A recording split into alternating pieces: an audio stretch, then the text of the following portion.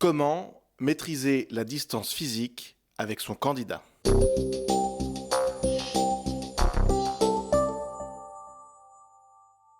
Je te rappelle que dans la description en dessous de cette vidéo, tu trouveras un lien qui te permettra d'obtenir ma formation totalement gratuite dans laquelle je te donne 3 gestes que les recruteurs ne connaissent pas et ne voient jamais chez leurs candidats.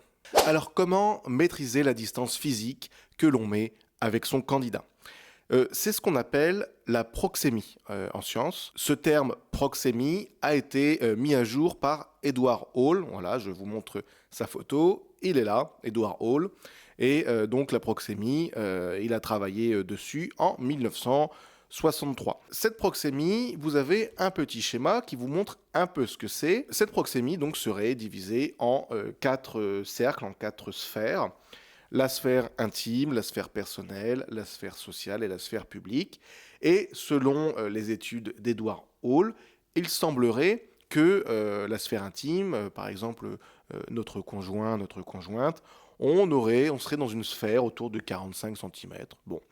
La sphère personnelle, ce serait plutôt peut-être nos amis, notre famille, 1,2 m, bon d'accord. La sphère sociale, ce serait plutôt les collègues, par exemple, 3,6 m. Et la sphère publique, bon bah tous les autres, 7,60 m.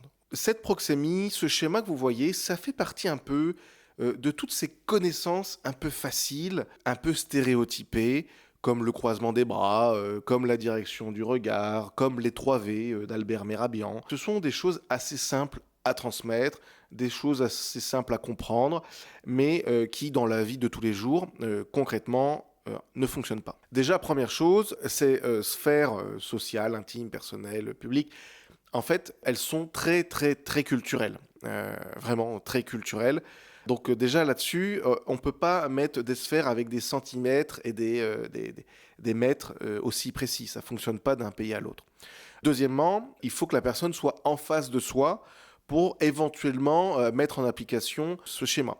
Pourquoi je vous dis ça? Ça nous est tous déjà arrivé. Quand on est en face de quelqu'un et qu'on est en train de parler, on est relativement proche de la personne. Si nos corps se rapprochent, il y a cette petite gêne qui va se créer.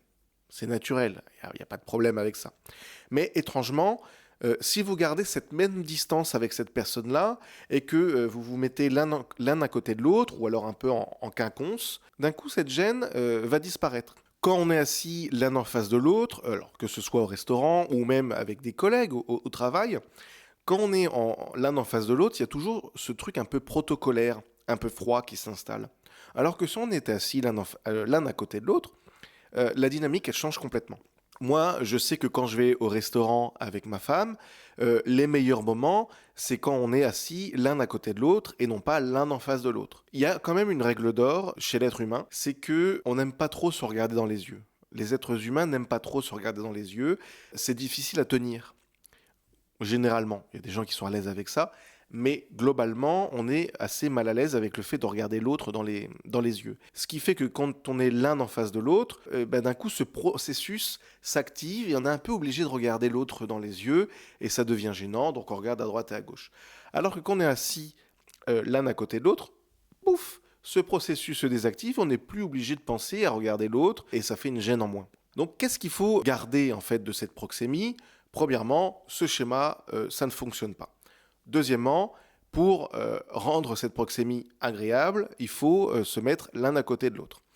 En recrutement, avec votre candidat, vous avez 2 possibilités. Soit vous voulez garder ce côté protocolaire et vous mettez votre candidat en face de vous, de l'autre côté de votre bureau. Bon, ça c'est un choix. Soit vous voulez avoir un côté un peu plus chaleureux, un peu plus proche, vous mettez votre candidat un peu, vous voyez, des canapés comme ça en quinconce, pas tout à fait l'un en face de l'autre, mais un peu en position en V comme ça. Ou alors si vous n'avez pas de canapé, vous voyez, un peu comme sur cette table, vous vous mettez ici, le candidat se met ici sur le côté. Ça fonctionne aussi très bien. Moi, vraiment, je vous conseille quand même d'utiliser cette disposition où vous êtes quand même un peu plutôt à côté de votre candidat plutôt qu'en face. En plus, ça va créer une authenticité naturelle, votre échange sera plus fluide, les questions et les réponses seront plus riches. Bon, vraiment, allez-y, quoi.